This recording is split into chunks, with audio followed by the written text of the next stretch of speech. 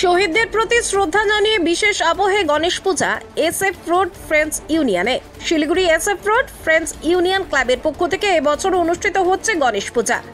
2025 সালের এই পূজায় থাকছে নানা বিশেষত্ব। এবারের পূজার মূল আকর্ষণ সাম্প্রতিক পেহেলগাঁও ঘটনার শহীদদের প্রতি বিশেষ শ্রদ্ধাঞ্জলি।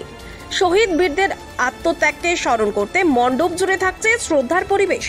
এছাড়াও পূজা উপলক্ষে আয়োজিত হয়েছে একাধিক সামাজিক কর্মসূচি, যার মধ্যে রয়েছে রক্তদান শিবির, স্বাস্থ্য পরীক্ষা শিবির ও পরিবেশ সচেতনতার প্রচার অভিযান।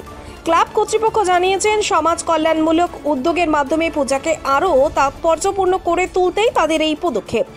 পুজোর দিনগুলোতে ভক্তদের জন্য বিশেষ ভোগের আয়োজন করা হয়েছে। সকলের অংশগ্রহণে যেন এক ভিন্ন আবহ তৈরি হচ্ছে মণ্ডপ প্রাঙ্গণ। এবছর আপনাদের 15তম গণেশ পুজো, কি কি ছিল সম্পূর্ণ বিস্তারিত একটু জানাবেন? কে ছিল উদ্বোধনীতে, কি আয়োজন করা হয়েছে? গতকাল উদ্বোধন হয়েছে। আমাদের মধ্যে উদ্বোধনী অনুষ্ঠানে উপস্থিত ছিলেন শিলিগুড়ির মহানগরী শ্রী গৌতম দেব মহাশয়, উপস্থিত ছিলেন ডেপুটি মেয়র রঞ্জন সরকার, উপস্থিত ছিলেন শিলিগুড়ি পৌর নিগমের চেয়ারম্যান তথা এসডিজির ভাইস চেয়ারম্যান সুনীল চক্রবর্তী, উপস্থিত ছিলেন 4 নম্বর ব্যুরোর চেয়ারম্যান এবং আমাদের ওয়ার্ডের কাউন্সিলর জয়ন্ত সাহা। তারাও এখানকার বিভিন্ন ব্যবসায়ী যারা আছেন এখানে আশেপাশে সমাজসেবী তারাও ছিলেন, এবং দীপক আগরওয়াল, এই ধরনের অনেকেই। বললাম, আপনাদের পুজোর পাশাপাশি কি কি কর্মসূচি রয়েছে সেটা বিস্তারিত। আমরা দেখুন সারা বছরই কোনো না কোনো সমাজসেবামূলক কার্যক্রমের মধ্যে দিয়েই আমরা থাকি। তো গণেশ পুজোকে কেন্দ্র করে এরই অঙ্গ হিসাবে সারা বিভিন্ন অনুষ্ঠিত হওয়ার অনুষ্ঠান। যেমন আগামী আপনি দেখলেন বস্ত্র বিতরণ হয়ে গেল।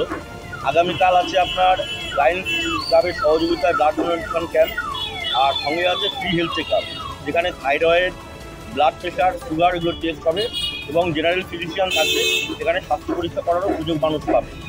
তারপরে আছে হচ্ছে প্রসাদ ডিস্ট্রিবিউশন, আগামীকালও আছে, এবং তারপরের পরপর দুদিনই আছে, এবং তারপরে অঙ্কন প্রতিযোগিতা আছে। এই ধরনের অনুষ্ঠানগুলো আছে। আজ মোট কতজনকে বস্ত্র বিতরণ করলেন? আমাদের এখানটায় মোট 280 জনকে টোটাল বস্ত্র বিতরণ করা হবে। প্রাকৃতিক দুর্যোগের কারণে সবাই এখানে উপস্থিত হতে পারেনি। টোটাল 280 জনকে করা হবে। আগামী এবছর আর কি কি কর্মসূচি রয়েছে আপনাদের? কর্মসূচি বলতে দেখুন, আমরা এখানটায় যেটা আমাদের প্যান্ডেলের মধ্যে দিয়ে ফুটিয়ে তুলতে চেয়েছি সেটা হলো যে পেহেলগাঁও যে ঘটনাটা ঘটেছিল, যারা শহীদ হয়েছিলেন যেটা পর্যটকরা, তাদের স্মৃতির প্রতি শ্রদ্ধা জানাতেই আমাদের এবারের থিম তৈরি করা হয়েছে।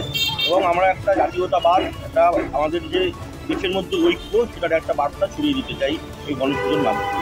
আগামী দিনের জন্য কি বার্তা থাকছে? আগামী দিনের জন্য কি চিন্তা ভাবনা? আগামীবার দেখুন, গণেশ পুজোর মধ্যে দিয়ে শুরু হয়ে যায় আমাদের বাঙালিদের যে উৎসব, মেন উৎসব শারদীয় উৎসবের শুভ সূচনা গণেশ পুজোর মধ্যে দিয়েই হয়।